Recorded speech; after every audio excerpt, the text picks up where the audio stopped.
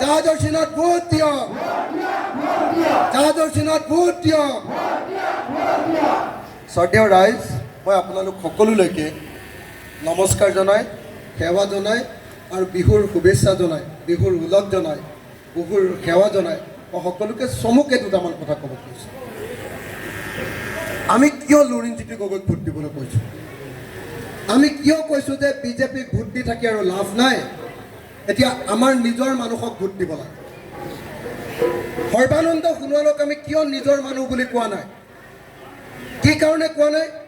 কোৱা নাই এইকাৰণে যে যেতিয়া গোটেই অসমৰ মানুহে কা নামৰ আইনখনৰ বিৰুদ্ধে বিজেপিয়ে যেতিয়া বিদেশী আনিব খুজিছিলে, কা নামৰ এখন আইন আনিছিলে নে নাই? কি আইনখনৰ নাম কি আছিলে? নাগৰিকত্ব সংশোধনী আইন বা কা, হয়নে? CAA, হয়নে নহয়? বাংলাদেশ, আফগানিস্তান আৰু পাকিস্তানৰ পৰা অসমলৈ বিদেশী আনিম বুলি বিজেপিয়ে সিদ্ধান্ত লৈছিলে নে নাই? লৈছে। সেই সময়ত গোটেই অসমৰ মানুহে একেলগতে আন্দোলন কৰিলে। আন্দোলন কৰি ক'লে যে আগতে আমি বহুত বিদেশী ল'লোঁ, অসমত আৰু নতুনকৈ এজনো আমি বিদেশী ল'ব নোৱাৰোঁ। কেলে?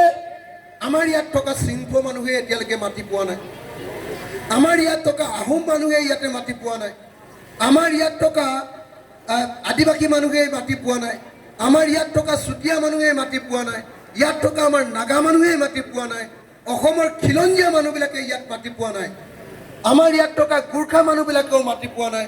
কিন্তু বাংলাদেশ, আফগানিস্তান, পাকিস্তানৰ পৰা অনা মানুহক আমি অসমত কোনো পধ্যে মাটি দিব নোৱাৰোঁ, হয়নে? এইটো কথা চবেই অসমৰ মানুহে কৈছিলে নে?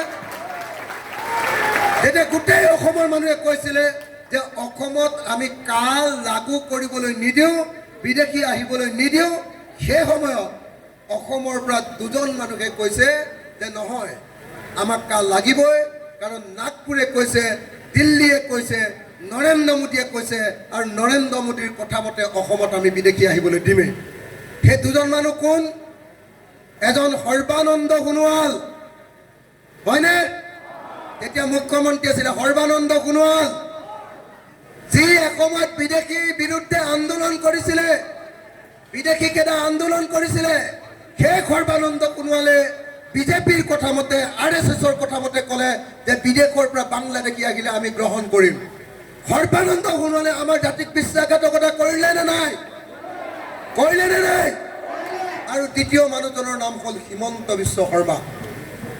হিমন্ত বিশ্ব শৰ্মা আৰু সৰ্বানন্দ সোণোৱালে ক'লে যে বাংলাদেশ, আফগানিস্তান, পাকিস্তানৰ পৰা যদি বিদেশী আহে, নৰেন্দ্ৰ মোদীয়ে আমাক কৈছে যে অসমত ৰাখিব লাগিব, আমি ৰাখিম, এই বুলি ক'লে। আৰু সমগ্ৰ অসমৰ মানুহে আন্দোলন কৰি ক'লে যে আমি বিদেশী নাৰাখোঁ।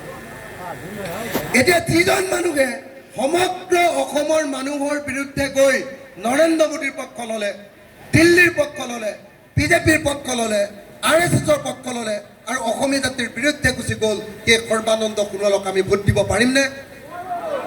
পাৰিম নে নোৱাৰোঁ? পাৰিম নে নোৱাৰোঁ?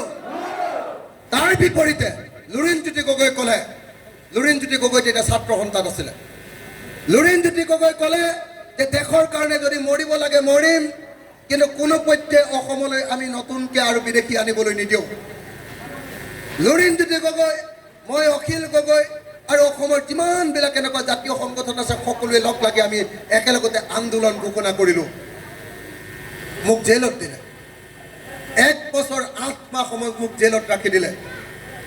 ক'লে যে অখিল গগৈক হয় গুলিয়াই